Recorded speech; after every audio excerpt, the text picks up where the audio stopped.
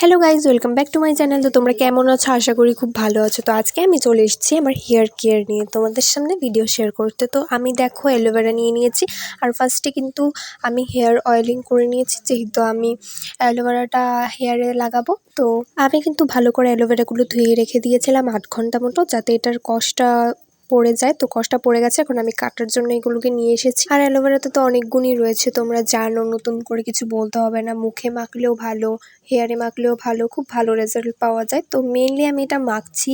ফেসবুকে আমি একটা ভিডিও পেয়েছিলাম, এই অ্যালোভেরা জেল মেখে হেয়ারটা অনেক স্মুথ হয়েছে, তারপরে অনেক সফট হয়েছে, হেয়ারটা একটু স্ট্রেট হয়ে গেছিলো দেখেছিলাম। তো তাই আমি এটা মাখছি মেইনলি। আর এমনিতেও অ্যালোভেরাটা চুলে মাখা অনেকটাই ভালো। তো দেখো আমি এটা নিয়ে নিচ্ছি। আমি কিন্তু অ্যালোভেরাটা একদম পেস্ট করে নিয়ে এসেছিলাম, তারপরে একটু দানা দানা ছিল। আর বিশ্বাস করো, আমি কিন্তু শুধু চুলে শ্যাম্পুই করেছিলাম, তারপরেও তোমরা রেজাল্টটা তো দেখবেই, তারপরে চমকে যাবে। তোমরাও কিন্তু অবশ্যই একবার ট্রাই করবে।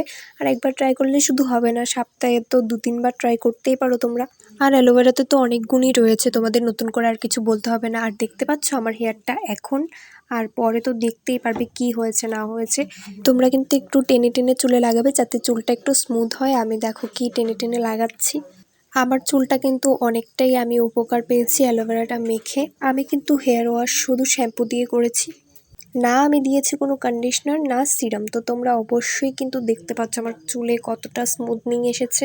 তো আমি তো এই রেজাল্টটা দেখে পুরোটাই অবাক। দেখো কি সুন্দর শাইন এসেছে চুলে, তো তোমাদের আমি দেখাচ্ছিলাম।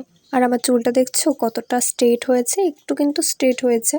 আশা করি তোমরা বিফোর আফটারে বুঝতে পারছো। তো আমি কিন্তু বারান্দাতেও আলোতে এসে তোমাদের চুলগুলো দেখানোর চেষ্টা করছিলাম। তো কেমন লাগলো একটা অবশ্যই জানাবে। তো আজকের মতো টাটা।